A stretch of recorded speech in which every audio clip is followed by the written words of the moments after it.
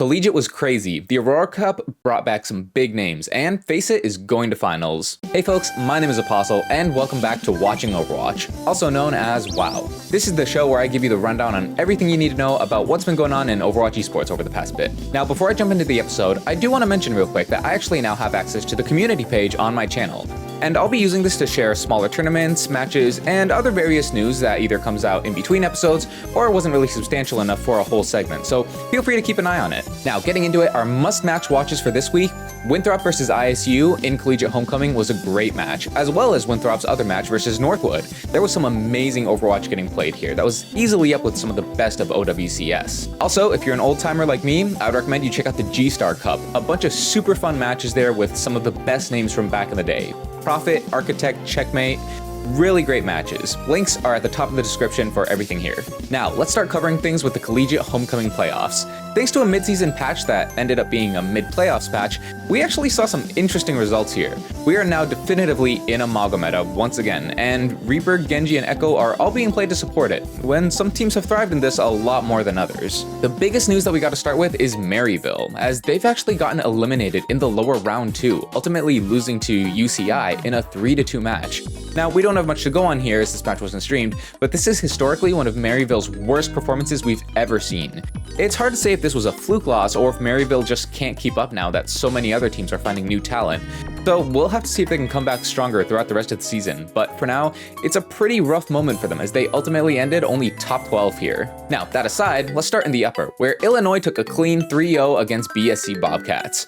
BSC were certainly the underdogs in this game, and while they looked decent at points, the ISU roster is just too strong, it's too well-rounded, and the fact that they have previous experience in a Maga meta compared to BSC's relatively newer roster, it likely played a big part there. On the other side though, we did get a banger, as Winthrop and Northwood went to a map 5, which Winthrop ended up taking 3-2. And honestly, this match could easily have been Northwood's victory if a few things go differently.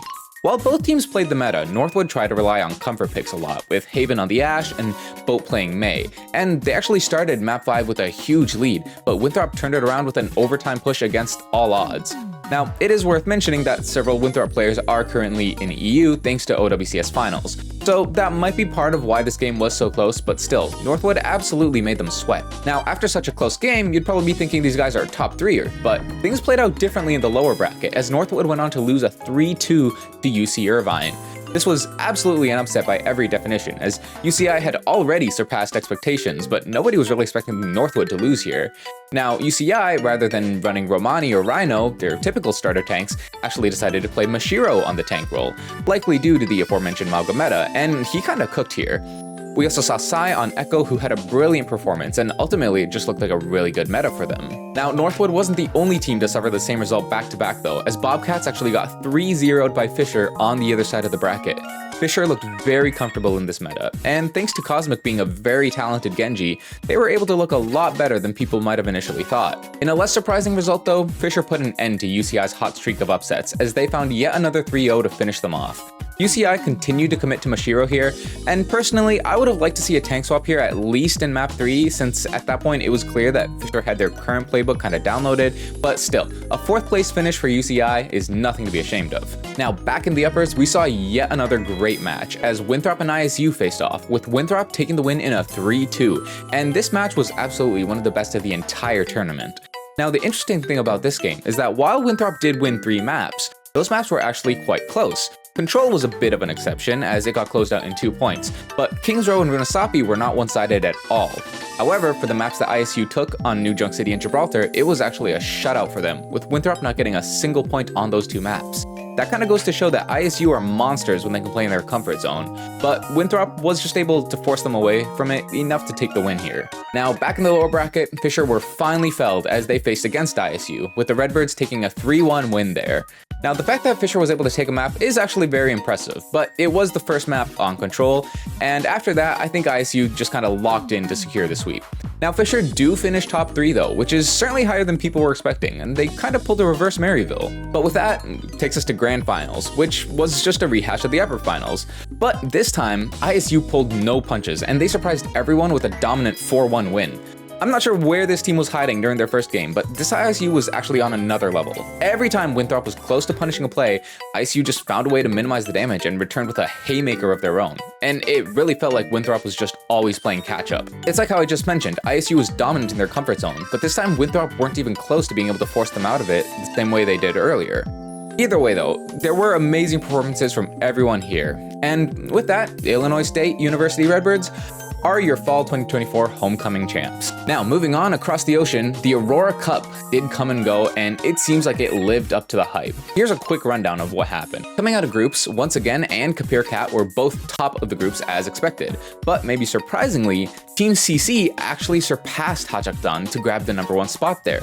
Now, since we haven't talked about them much here, this is what their roster looks like, and you should recognize all those names as former OWL players, so really, it's not a huge surprise that these guys are seeing success. And also, dude, shout out to Dia. He's been cracked from OWL day one, and he's showing he's still got it. What a legend. The other team worth mentioning is Raymomo Fishball, the #2 team finishing behind once again. Now, this team featured 2 fan favorites in Jinmu and Jimmy, making for a pretty solid DPS line, to be honest. Now, we also saw VEC able to snag the top spot in their group. VEC may have struggled a bit in OWCS Korea, but this result shows that they do have some decent talent there when they're not pitted against literally the best player in the world. Now, the brackets went mostly as expected, with the only surprise being how early Team CC went out, losing to Raymomo Fishball in the upper bracket, and then losing again to Kapir Cat in the lower quarters. But the real show here was from Hajakdan and once again, which is exactly what I was hoping for, to be honest.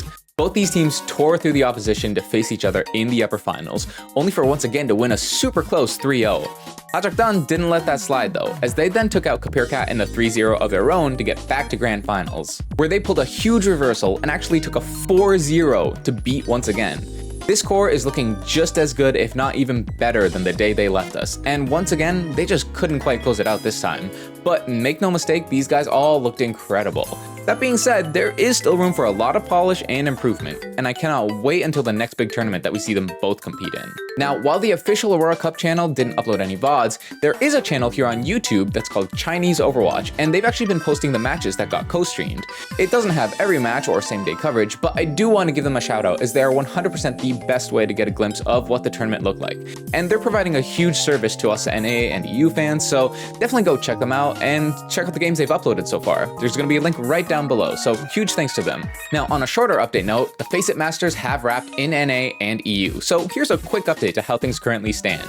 In North America, there's no surprises in our top 8. All well-established names here, and the rankings seem pretty cut and dry, with maybe a little room for flexibility between Fluffy Dreamland and YFP. Now, Avidity are actually doing very well, which shouldn't be a huge surprise considering they did look strong in OWCS, so I'm glad to see them able to continue that success here. Nightmare and Team Mid, of course, they do look to be the clear-cut favorites. But outside of that though, these matches should be fun to watch, and maybe there is some upset potential. On the EU side of things though, things are actually much closer, as we can actually see we have a lot of ties going on here. Infinite Horizons, Quick Esports, and Team Peps are all sitting at a 6-3 map record, and then below them, there's another 4 teams all tied for 5th place. Virtus Pro is really the only definitive placing here, which is no surprise, but outside of them, things really are chaotic.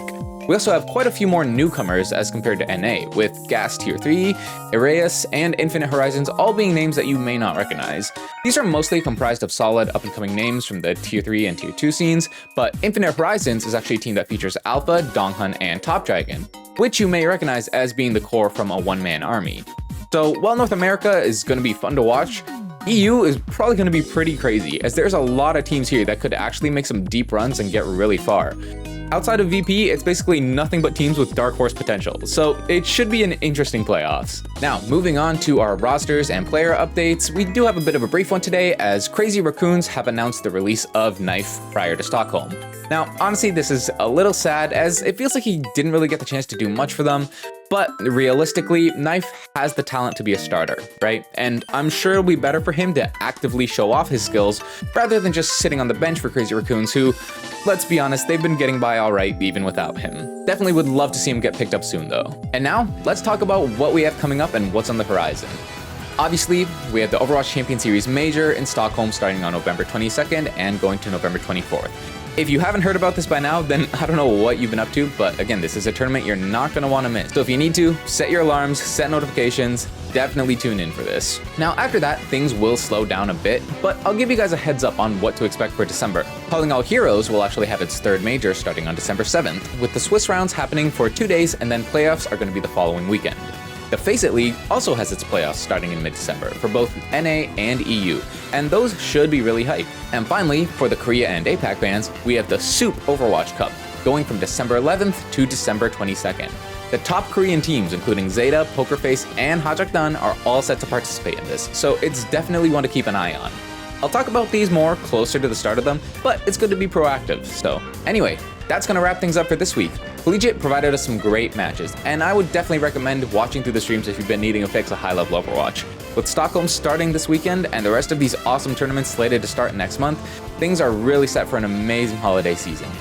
As always, links to everything I've talked about can be found right down below, so make sure you check them out and do your best to keep an eye on everything that's been going down. But hey, even if you can't follow everything, no worries, because that's what I'll be here for. Thank you all so much for watching. I hope you enjoyed. Take care.